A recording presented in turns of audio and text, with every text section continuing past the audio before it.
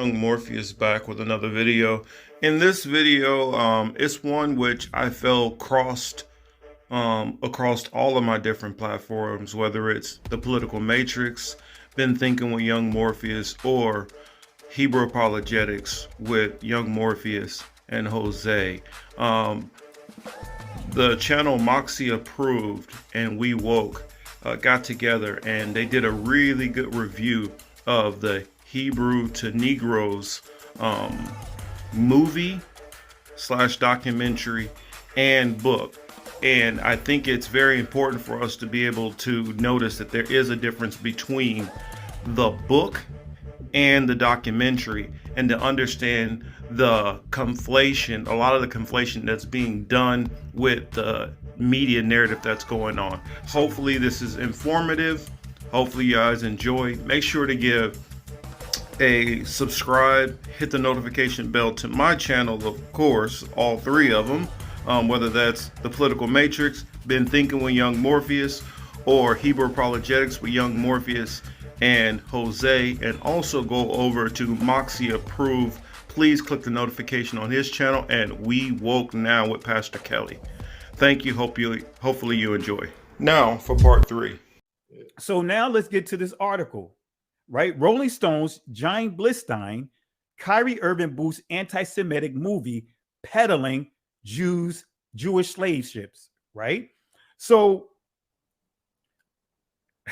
notice this here, right? This is the first paragraph. Hours before another Brooklyn Nets loss on Thursday, noted free thinker. What is the biggest gripe that they have with Kyrie Irving? It's because they can't control how he thinks. So they start off by saying the noted free thinker. So family, that right there tells you the problem is that we can't think freely. We have to stay inside the matrix. If you start getting into that Neo moment, like, hey, didn't I see that cat? That's the same cat I just saw. Hey, are you sure that's the same cat, or is that a different cat? Yeah. Oh no, it's the same cat. Oh, deja vu, something's getting ready to happen, like you said earlier. Right? When you start seeing something or hearing something that doesn't make sense, now you have that the drive to get the answer to your question. Why? Just like I'm going to show you here that Ron Dalton expressed in his book that, hey, I'm going to church and I'm being told that the original people are Caucasian, but how did we come about? Right? So again, that's the issue with Kyrie Irving. And if you actually understand how they phrase things back in the 17th century, the 18th century, free thinker was equivalent to or synonymous to uncivilized Negro, right? When you start understanding the process of the Willie Lynch, the uncivilized Negro was viewed as being wild. The civilized Negro was the one that got broken and now accept the abuse and the system of being enslaved. So we see the noted free thinker. So I want you guys to highlight that. But then when you see here, Hebrew to Negroes stuffed with anti-Semitic tropes. Every time you hear someone say this, this is telling you they haven't read the book, that they are actually highlighting this article here. And that's what you hear over and over again. I'm doing my Charles Barkley voice. Oh, but Moxie is just straight terrible, anti-Semitic tropes. I mean, Kyrie Irving, he's an idiot, straight terrible. That tells you that they did not watch the movie, nor did they read the book. They are quoting a source of someone that wrote this article that was being very misleading, and we got to be real with it, flat out lied about what he said about the movie and the book, because he's highlighting both the movie and he highlighting the book. As you see here, Kyrie Irving took to Twitter to boost a movie and book. Kyrie Irving, all he did was posted a link to the movie. He didn't say, hey, it also has a book. He just posted a link to the movie. But notice what he put here: to boost a movie and book. So for me, it's like, okay, since you're going to say movie and book, I'm going to go to the book. Mm-hmm. Yep, you got it right there. You got it. Because this is the thing. You read the book. I didn't read the book. I saw the movie. I didn't know on what ground were they standing on saying that. So they're like, oh, okay, since that's not in the movie, then we just gonna go to the book. And that is what it is, man. That is what it is.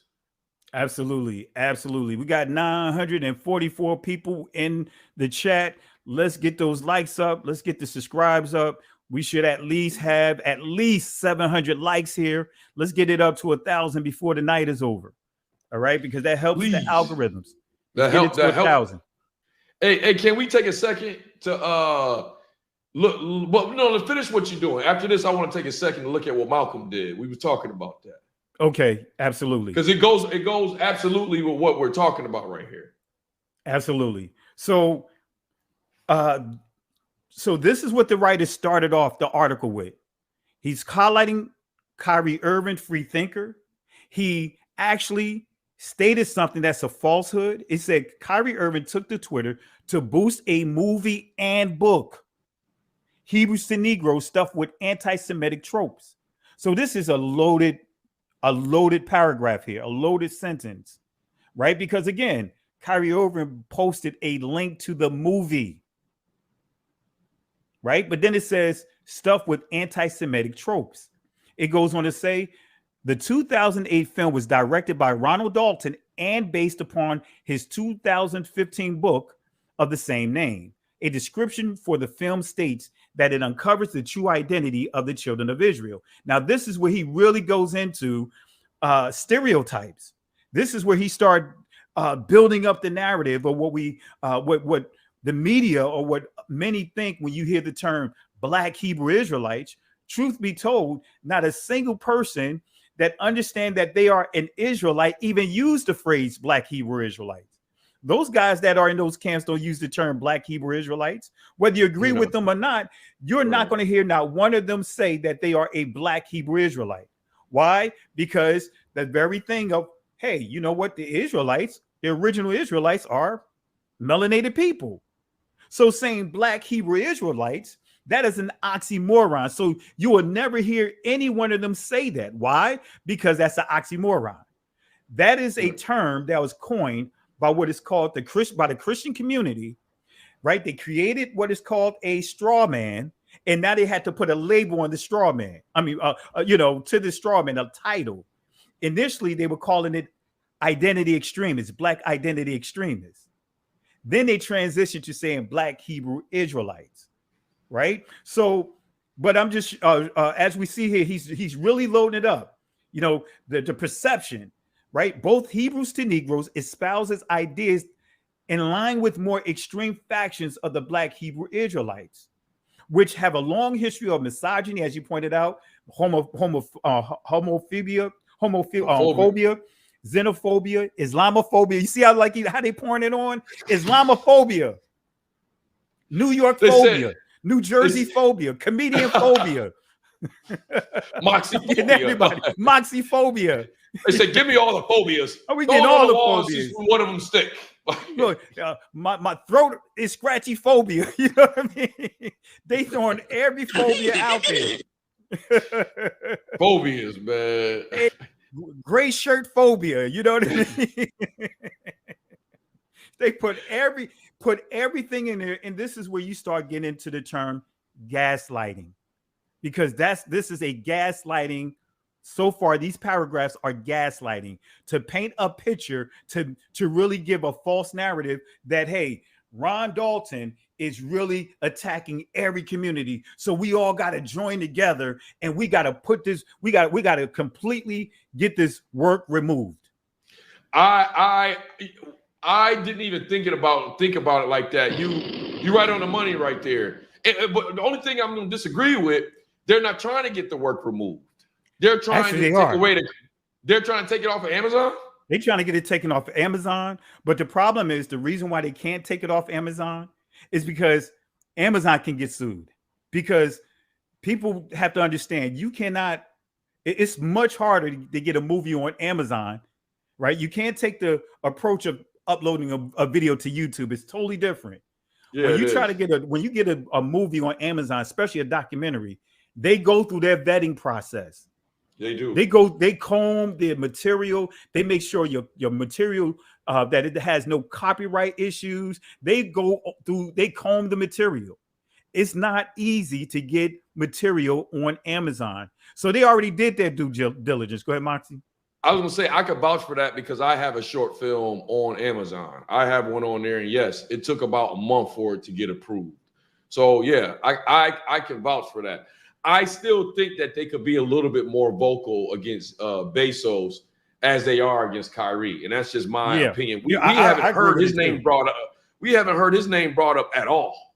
Like almost like on my Facebook page. I'm sorry, I got to keep talking about this because that's where a lot of my debating about this has been going on. But on my Facebook page, I brought that up, and the Jewish guy that I was going back and forth with in a polite manner, we both was going back and forth polite manner. He said, "Who is Jeff Bezos?"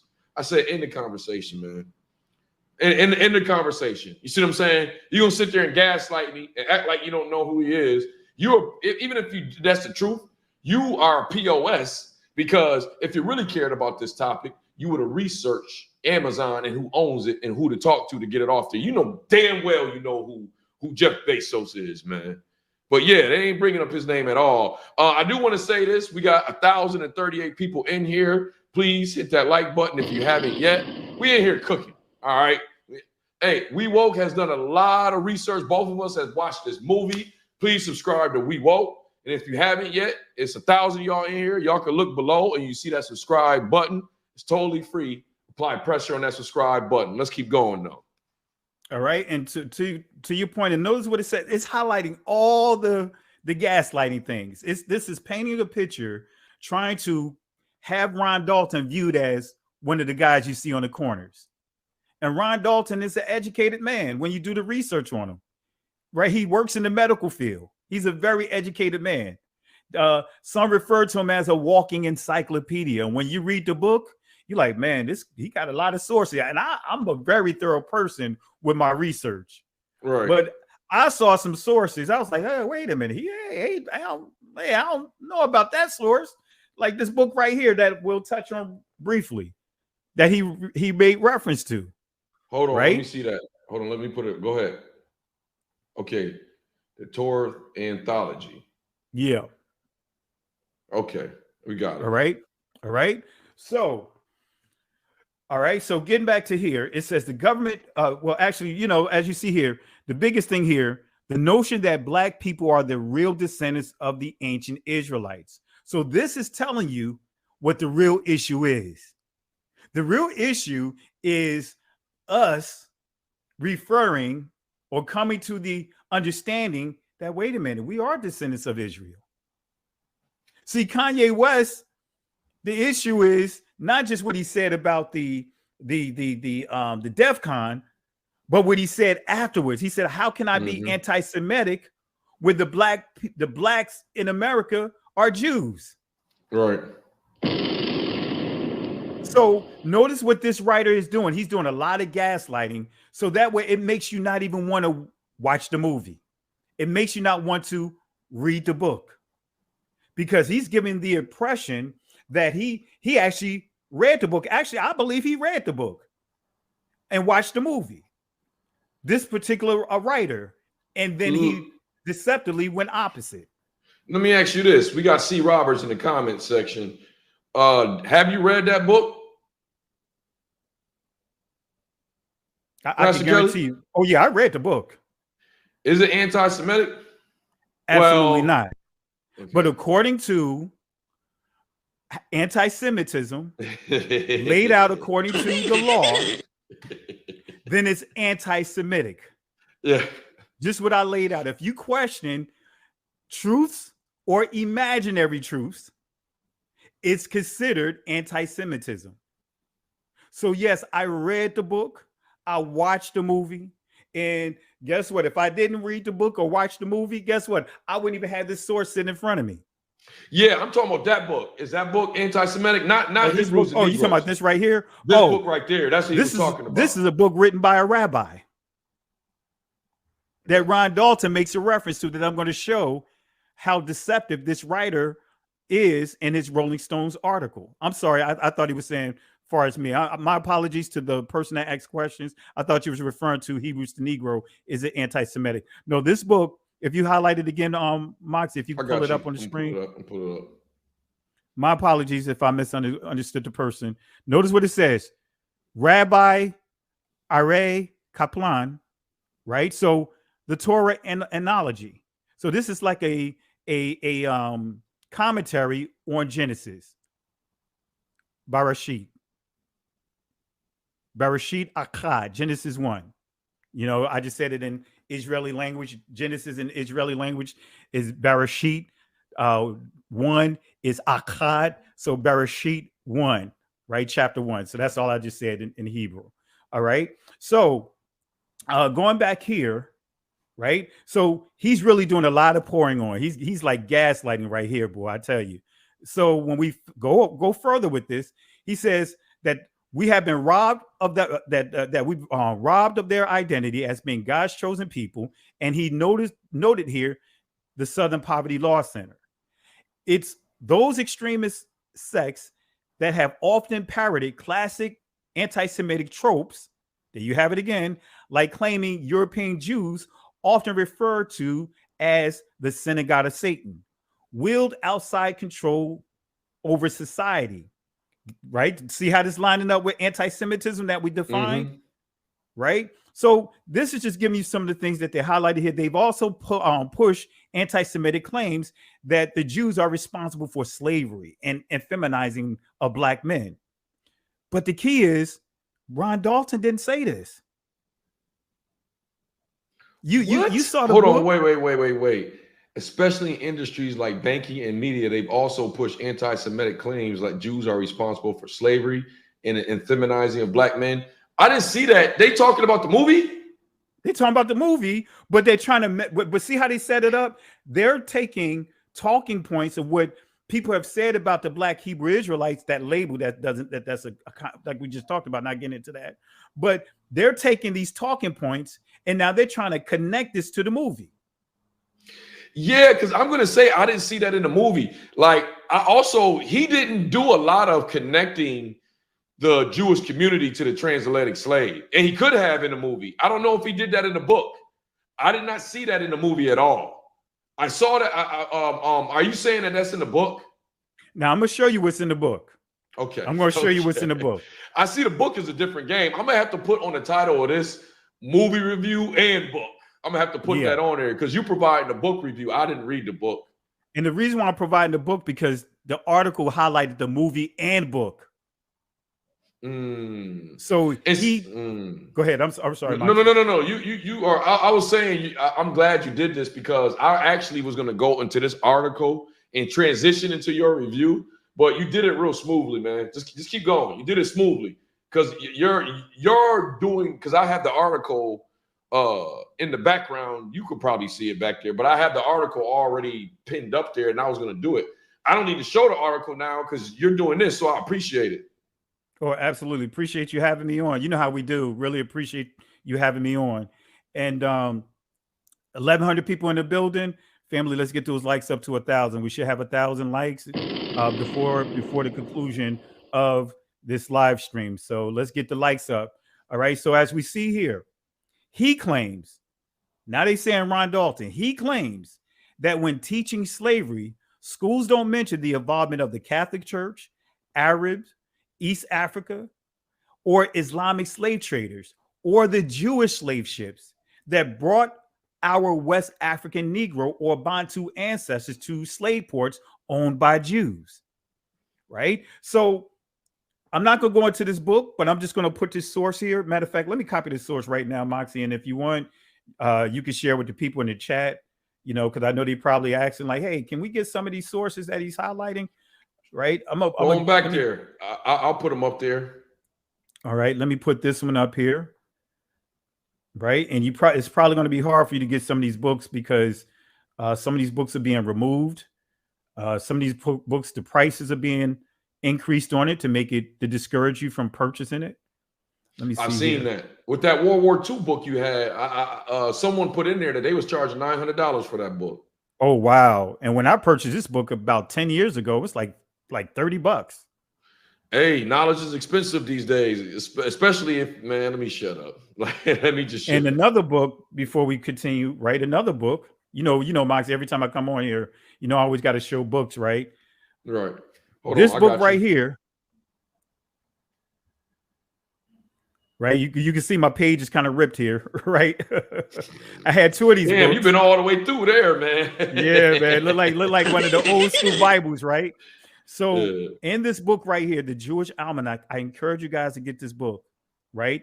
It gives you it's loaded with so much information. Starting with page 3, the very first paragraph, it says that we should not use the word Jew interchangeably with Israel or the ancient Israelites. This is in their own book. They said that? Yeah, I'm gonna They put it on your separated screen. themselves from the ancient Israelites in the book. Notice what this says here. I'm pulling it out. I'm gonna put it up on your screen. This is page 1. Let's see if you can see that. That first line right on this side below my finger. Notice what it says. Let me see if I can pull it. Can you see it? Push it back a little bit. Is that better? A little bit more. A little bit more. Push it back a little bit more. Right there. So it says, strictly speaking, it is incorrect to call an ancient Israelite a Jew or to call a contemporary Jew an Israelite or a Hebrew. The first Hebrews may not have been Jews at all. Wow. Notice what it says. Jewish Almanac, chapter 1, Identity Crisis. The brief history of the term for Jew. I need that book. So this is the book. Once again, manual reviewer of YouTube, we're showing a book that's not wrote by us, that's wrote by somebody else. Is this book wrote by a Jewish guy? Absolutely. Both of them are Jews. Let me see here. Let me put their names up at the bottom here. Carl Rhines and Richard Siegel. Right. We're not saying it's true or false. We're just showing some stuff that someone else put out that is Jewish. Rupert McClendon, thank you for the $20, sir. He says, Jewish Caucasians love to highlight to biracial blacks that they are black and Jewish, but black is race defined by color. So what color or race is Jewish is the question to ask, and they don't like it. Yeah, I got you right there. Yeah. You know what? He's right there, because they showed that when Whoopi Goldberg said what she said on The View. You remember that? Oh, See, we didn't even know all this was leading up to something. You get what I'm saying? Yes. It was happening little bit by little bit, here, there, and there. And it was all leading up to something. We still ain't done. We really just starting. We're really just starting. Notice how the conversation is continued to being pushed even further. From Whoopi, when she first happened with the Whoopi thing, to now look at what we discussing now. Yep. Ron Dalton, is Ron Dalton still living? Yes, he is, sir. Yeah. So now, going back to what he said inside this book here, inside this article, right? He said, as far as Ron Dalton, he claims that when teaching slavery, schools don't mention the involvement of Catholic Church, Arabs, East Africa, Islamic slave traders, or Jewish slave ships, right? That brought our West African Negro or Bantu ancestors to slave ports owned by Jews, right? So now he's giving this writer is insinuating that, hey, Ron is accusing the Catholic Church, Arabs, East African, or Islam, accusing all these groups as being slave traders. Jewish slave ships. So what I wanted to do, or what I did was here, and I'll present it here. Let's start with addressing the Jewish community with this source that I'm going to bring up here. And I'm going to copy this into your comment section, just so that way the people can, well, actually, I'm going to post this to you, and then you can copy it over. And this is a great source. I'm not going to read all the source because it could take some time, but I'm going to take this source here, and I'm going to put it in the comment section. This book is kind of hard to find now, but I thank the Most High that I was able to get this book probably about I want to say about 8 years ago. So let me I'm gonna put this in the private chat for you, Moxie. All right. You want me to put the name in there? Yeah, you put the name with it, so the name and everything is there. And notice he's a rabbi.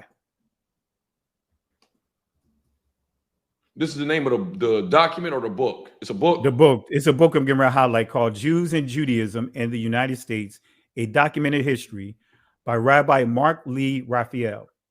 All right, and I'm gonna tag it as you do it. Go ahead. I'm gonna put it. I'm gonna put it on screen. There we go. Okay, cool. All right. So let's go ahead and do this. Now, this is the book, right? You know how I do my graphics and everything, but this is the book. And where some of the information I'm going to highlight is on page 14, but also between page 23 and 25 through 25 on some of the information I'm giving a highlight here, right? And this is in the Library of Jewish Studies, okay? This is not us making this up. But notice what it says here. I'm not going to read it all, but it says Jews took an active part in the Dutch colonial slave trade. It goes on to says here, notice what it says here, included an apostille, in other words, a Jewish tax of 5 soldos for each Negro slave a Brazilian Jew purchased from the West Indies country. Notice what it says here. As well as in the British colonies of Barbados and Jamaica in the 18th century. But this is the kicker. Jewish merchants played a major role in the slave trade. And it goes on to say here, Jewish merchants frequently dominated. We didn't make this up. But guess what? According to the definition of anti-Semitism, I'm being anti-Semitic, even though I'm showing sources from within their community. I just want to state this, manual reviewer or YouTube, what we're doing is we're showing the Jewish community being anti-Semitic toward themselves. We're exposing it. They're being anti-Semitic toward themselves. All right, keep going, Pastor. All right. So when we go on, it says, this was no less true in the North American mainland when during the 18th century, Jews participated in the triangular trade that brought slaves from Africa to the West Indies. And it says they exchanged them for molasses, which in turn was taken to New England and converted to rum for sale in Africa, right? But here's the kicker. It says, let me see it. David Franks of Philadelphia, and it actually has Isaac DaCosta of Charleston, South Carolina, 1750s. David Franks of Philadelphia, 1760s. Aaron Lopez of Newport, and that's Newport News in the late 1760s, right? Early 1770s. Notice what it says: dominated Jewish slave trading on the American continent. It goes on to say here, when we go back here, played a significant role in the merchant capitalism, commercial revolution, and territorial expansion. I'm just highlighting some of this family, but notice what it says is the Jewish Caribbean nexus provided Jews with the opportunity to claim a disproportionate influence. Right? Groups of Jews began to arrive in Suriname in the middle of the 17th century. But notice what it goes on to say. There were about 100 Jewish families and 50 single Jews there, about 570 persons. They possessed more than 40 estates and 9,000 slaves. That's just in this time alone. Then it goes on to say by 1730, they owned more than 115 plantations. All right. Wow. And it says part of the sugar export, the sugar plantations, was the worst plantations, even though all of them are bad, but slaves were begging not to go to the sugar plantations because the life expectancy was much lower and they were being basically circulated like car parts. Someone arm would get ripped off, mangled in a machine, and that person, they'll just push that person aside and put someone else in their place. Basically having a pile of bodies like car parts. I want to throw something in here. I just want to throw something in here just on a note of you saying that, one of the things Ron Dalton had in his movie near the end that my World War III series kind of highlights also is that he said in Revelations, it talks about how we're going to have the biggest attack on us in the history of our existence in those last days. I don't know how it's going to get worse than some of this stuff that we're reading right here. That is scary. You get what I'm saying? Absolutely. That is scary. So remember what I said to you earlier when we were talking offline about the rapture. We are descendants of the raptured. We are descendants of prisoners of war. See, context is everything. It's the difference of saying the transatlantic world war versus the transatlantic slave trade. Transatlantic slave trade dumbs down what actually took place. But when you say transatlantic world war, now we can actually say that our ancestors fall right under the definition of being prisoners of war, and we're sons and daughters of those prisoners of war. And that's compensation that's owed. See, reparations, and this is where many mess up, and I'm not trying to throw any jabs at foundational, you know what I mean? I'm not throwing jabs at anyone. The issue where many mess up at when the argument of reparation, what is the purpose of reparation? The purpose of reparation is to take your dependency off of the very person that committed the atrocities towards you. So when the U.S. dropped the bomb at Hiroshima, right? U.S. rebuilt the entire country and the economy and everything. They provided them free metal. They all kinds of monies and everything, contractors, and they gave them monies. They made sure that they were not dependent on the U.S. That's just not what the U.S. That's right across the line. Anyone that when you deal with war, whoever's the victor of war, they tend to give some type of compensation for the conquering country. They tend to give them some type of reparation to kind of remove some of the dependency. So when you deal with reparations, it's even in Exodus chapter 12. The Most High through Moses said, hey, Israel, go demand reparations from the Egyptians. So that's going to help them financially to be removed from the dependency on them. So can you imagine if we got reparations here, the whole goal of it is removing our dependencies. That's how when we start getting into sharecropping, when we start getting into all of that, that's how our ancestors got taken advantage of, because it's saying, hey, you're free, but where did they have to go to? They had no place to go to. They had no resources to say, hey, here's let's just say at that time, here's $2,000. Here's your 40 acres and your mule, so that to help get your life started, so you don't have to start from scratch. So they had no place to go, and they got taken advantage of. And I think to add on to what you're saying, one of the craziest facts of all of that is our story of Juneteenth, about how they knew that it was illegal, but didn't even tell their own slaves that it was illegal. The army had to come and tell these people that you don't have to be here. Like in Texas, and guess what? Slavery did not officially end until 1995. Explain that to people. Explain. Because because in Kentucky, they didn't ratify the 13th Amendment. That is right. Or Oregon didn't ratify the 13th Amendment. Once all the states ratified the 13th Amendment, then slavery officially ended. Slavery was going on in this country well into the 1995. There's stories of people, and a matter of fact, it's a movie that, what's her name? I can't think of her name. What's the girl that was in there? The spelling movie with the young? Oh man, I can't think of her name. I think I know you're talking about. Yeah. What's her name? The last name. I know exactly what you're talking about. Yeah, Keke Palmer.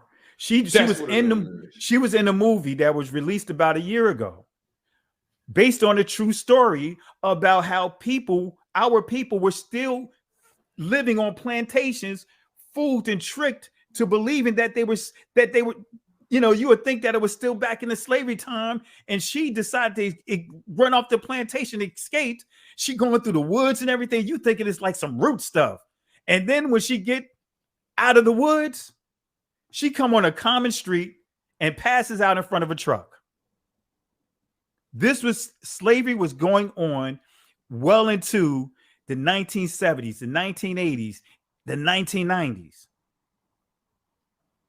This is stuff that we're not told. I mean, to be real with you, also, slavery is still going on. Absolutely. Even in the same form of that we were in.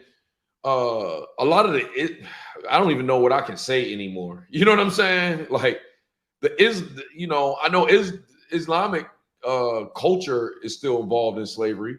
That's a fact. You know, it's still slavery going on in parts of Africa. Like people really being sold for money, like the whole old-fashioned way. You know, I mean, you hear all the time of little girls. What is the name of that terrorist group that loves to steal little girls and stuff? Yeah, I know what you're talking about. It's an Islamic group, because remember they did that about what 7 to 8 years ago. They kidnapped. I think so. They kidnapped over 200 girls. Actually, I think it's about 8 to 10 years ago. They kidnapped 200 girls, but they still doing it, right? They still doing it right now to this day. The Arabic slave trade did not stop. It's still going on. Facts. To your point. So, family, I highlighted that source. I got other sources I could share, but I'm not gonna go geek mode. But I want to show that they did play a major role.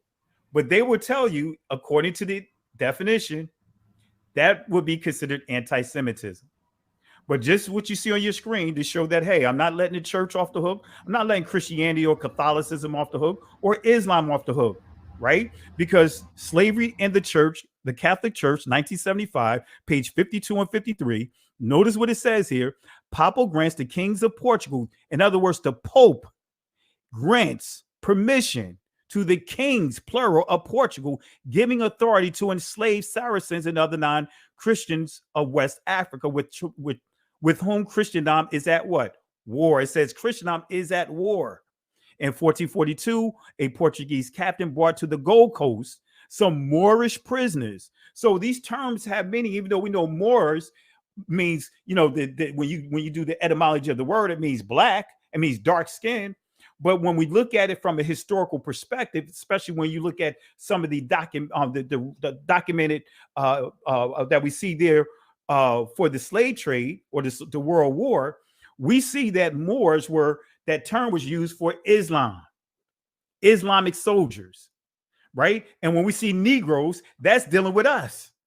That's making the distinction of the Moors, the Islamic people, the Negros, the wandering sheep herders, right? The wandering shepherds, right? That's what many of our people were referred to. So you see all the players here. So it says the Portuguese captain brought to the Gold Coast some Moorish prisoners of war, exchanged them for 10 Negro slaves, and brought these back to Lisbon. A trading settlement was established in Lagos. But here's the kicker. By 52, the Portuguese were anxious to establish their property rights over the newly discovered West African territories. And so Pope Nicholas, who's now referred to as a saint, so he would be referred to as Saint Nicholas. Hello, come on, family. Saint Nicholas. Keep going. Was approached and was apparently led to believe that these territories of the Guinea coast was inhabited by Saracens. In other words, those were Arabs or those that was practicing Islam and other enemies of Christendom. But this is the kicker right here. There is no other explanation of a series of the Pope documents, Catholic Church documents, the Christian Church documents, Christianity, which applied the well-known contemporary rules of war. Wait a minute, Pastor. You keep saying that the transatlantic slave trade was a world war. Absolutely, because it said that they all applied the well-known contemporary rules of war to the situation in West Africa. So, Moxie, does that sound like a world war to me? To you?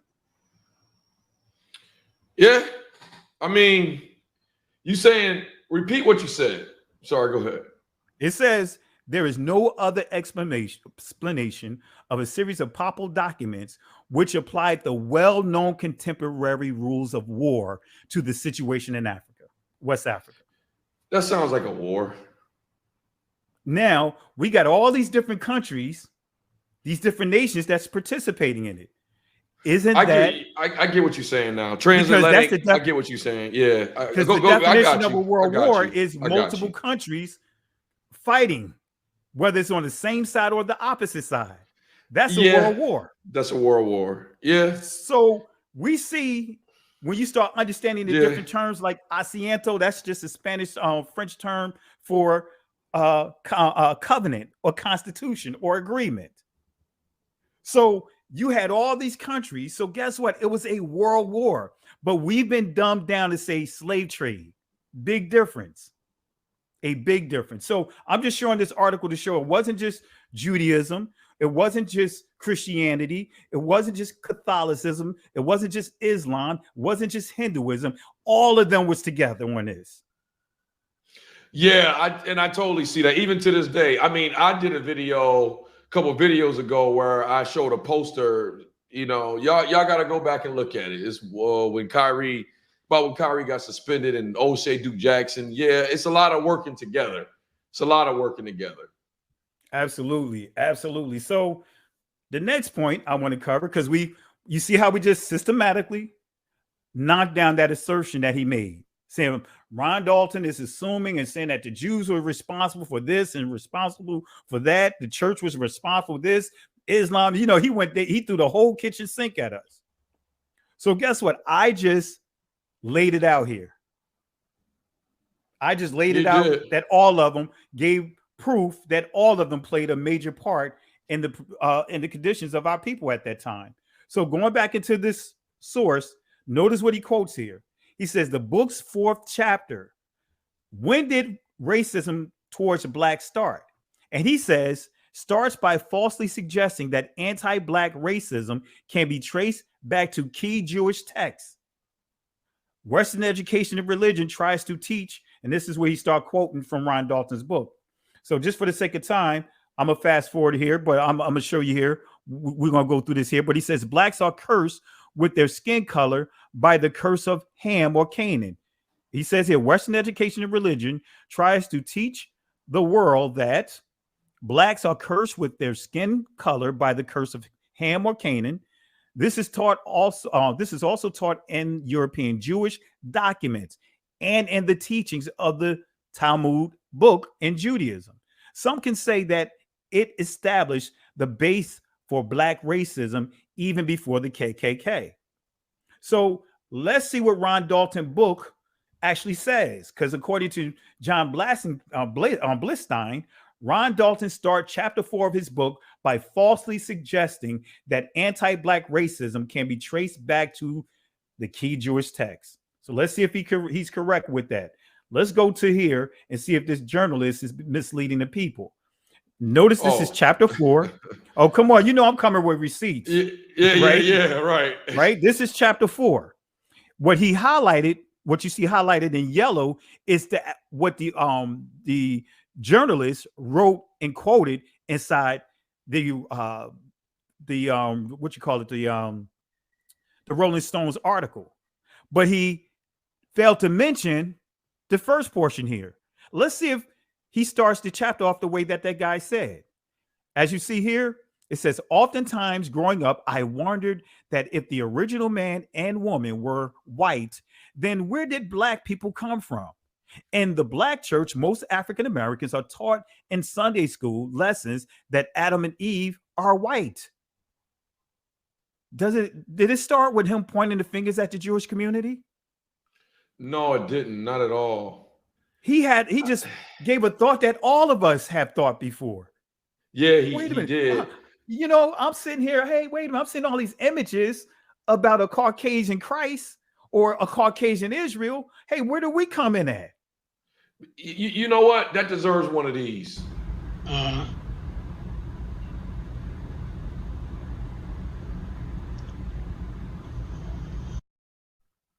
That definitely deserves one of those right there. Because that's right. So, but think about it. That's all he said. He didn't start off by saying point any fingers at anyone, but when we go into this article, right? He quoted this article, but go back into Ron Dalton's book. When we get to this yellow portion of it, it says Western education and religion tries to teach the world that blacks are cursed with their skin. So again, according to John Blistein, Ron Dalton starts chapter 4 of his book by falsely suggesting that anti-black racism can be traced back to key Jewish texts, even though he didn't start it off that way. He was incorrect with his accusation. But guess what? We're going to highlight it here. That's what we're highlighting here. I'm blowing it up so you guys can see, right? But one thing he failed to quote, that Ron Dalton gave a source here. He didn't quote this, put the first sentence here, this first two sentences here, nor did he put this sentence here. Deceptive journalism, family. This break the rules of journalism, right? So here we see that was not mentioned, that Ron Dalton gave a source, right? And initially, I didn't have this book. I had to order it. I think the Most High have it, right? So what's missing is this source. He did not go over the source that Ron listed, right? But let me pull it up here. Let me get to the source. I already pointed that out. So Ron gets, when you get here, it says in the Jewish Torah Anthology, Volume 1, pages 392, 393, the details of the true origins of the slanderous belief that blacks received the punishments, curses from Canaan reads as following. So Ron Dalton is quoting from this book. And I proved it, right? I'm going to pull this book up again, right? Let me pull it up on the screen. Can you guys see that? Yeah, let me make it big. I want you guys to make sure. See, family, we're doing a true review here, right? You're not going to find anyone doing this type of review, especially on the subject matter that we're dealing with. We're doing a true review, right, of the movie, and we're fact checking the article, the Rolling Stones article. All right. So in Ron Dalton's book, right, he lists, and let's go here. He lists these four quotes here. He says, because he, and he put in parentheses, Ham looked at his naked father, in other words, Noah, his eyes became red, always appearing bloodshot, referring to Africans. So in the book, of course, you're not going to see Ham. You're not going to see Noah.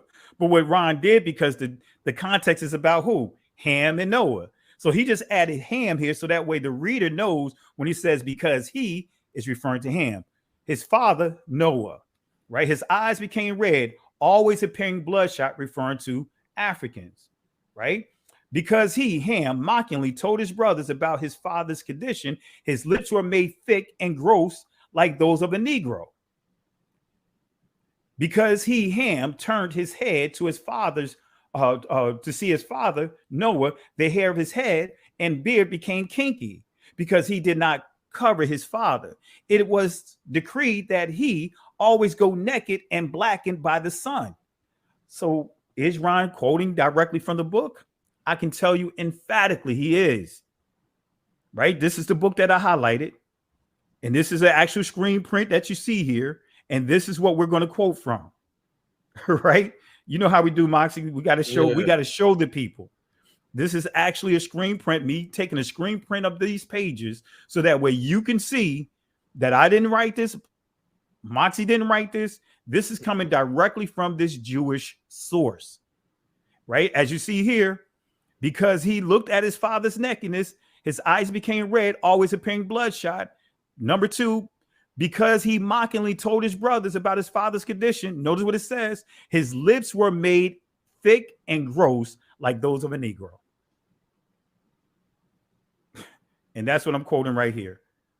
Was Ron being deceptive in his quotes? No.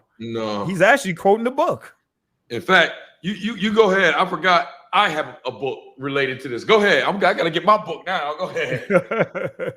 So he goes on to say, in this book, because he turned his head to see his father, right? Actually, 2. Because he mockingly told his brothers about his father's condition, his lips were made thick and gross like those of a Negro. Because he turned his head to see his father, the hair of his head and beard became kinky.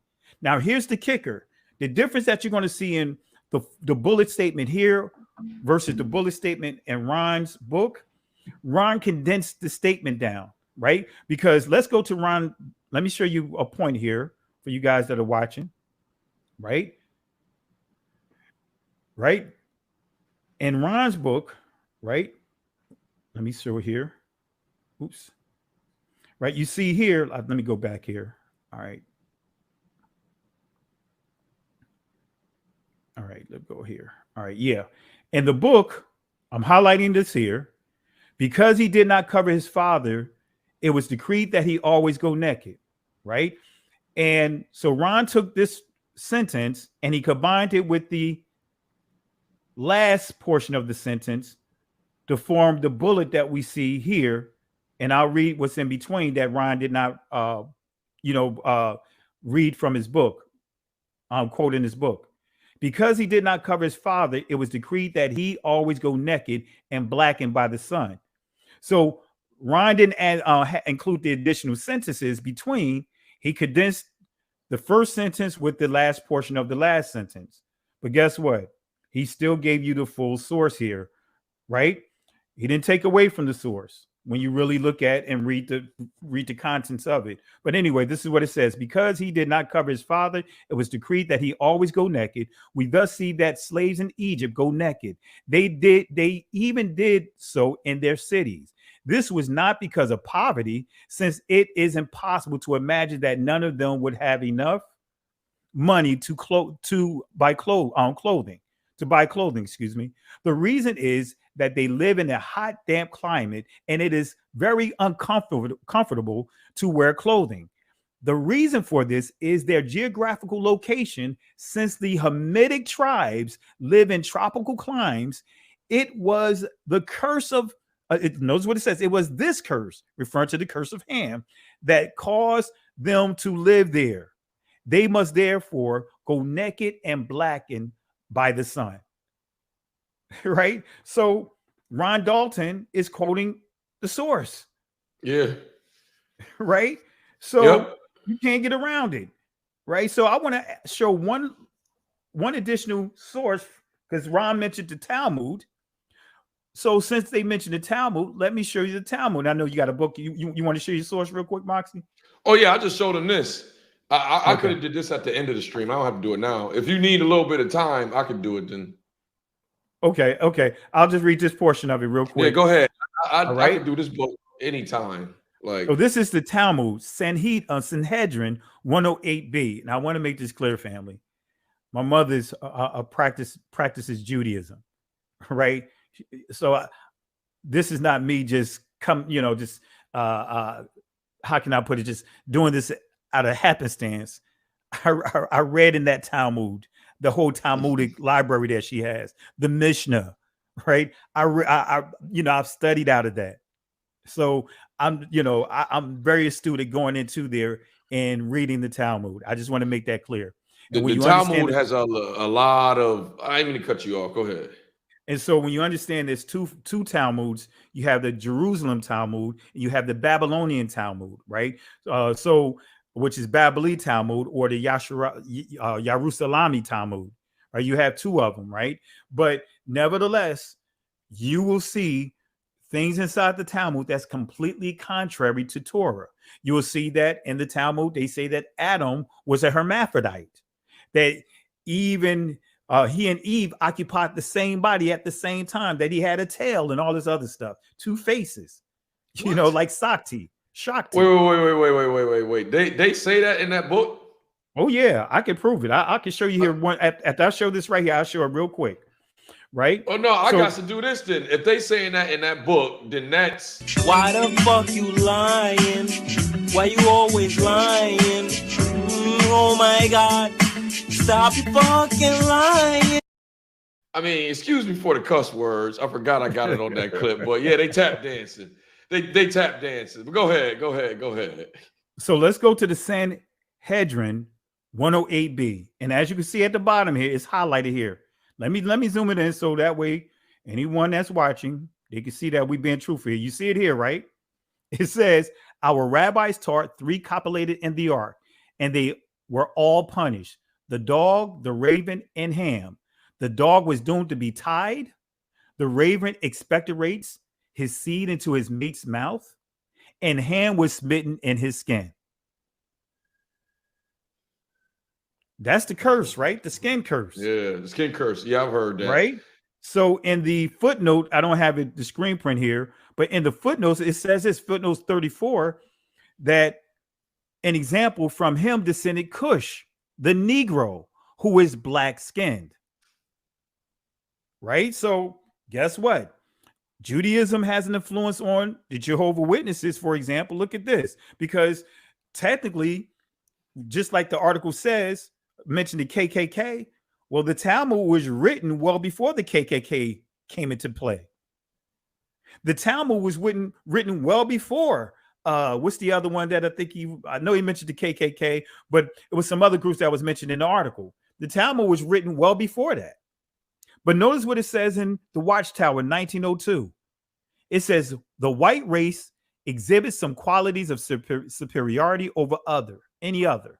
We are to remember that there are wide differences in the same Caucasian, in other words, Semitic and Aryan. So they're referring to the Shemitic people of the descendants of Shem as being Caucasian, right? And also Aryan Caucasian family. And also we should remember that some of the qualities which have given, he foretold that the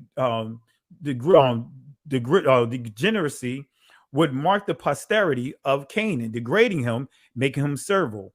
We are not able to determine to a certainty that the sons of Ham and Canaan are the Negros, but we consider that general view as probable as any other, right? So they refer to the curse of Ham.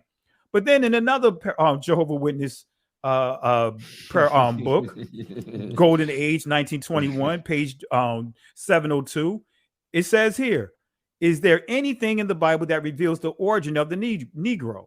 Answer, it is generally believed that the curse which Noah pronounced upon Canaan was the origin of the black race. But you know, Moxie, I can't stop right here. You know, I gotta keep going. I gotta keep going on this source, but let me give another source. You know, you guys know me. Let me show you the influence on Mormonism, right? This is coming from Bruce R. McConkey's Mormon Doctrine, right? The Mark of Cain. Notice what they said about the Mark of Cain. It says this: to illustrate, Cain, Ham, and the whole Negro race have been cursed with a black skin, the Mark of Cain, so they can be identified as a cast apart, a people with whom the other descendants of Adam should not intermarry.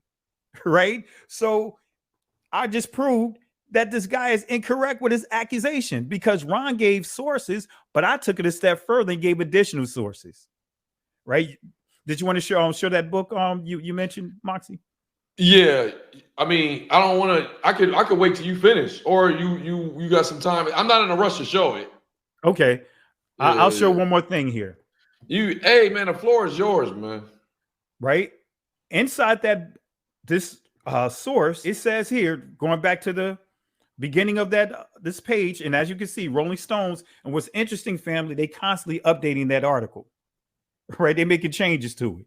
Right, so that's not even a journalism far as good journalism.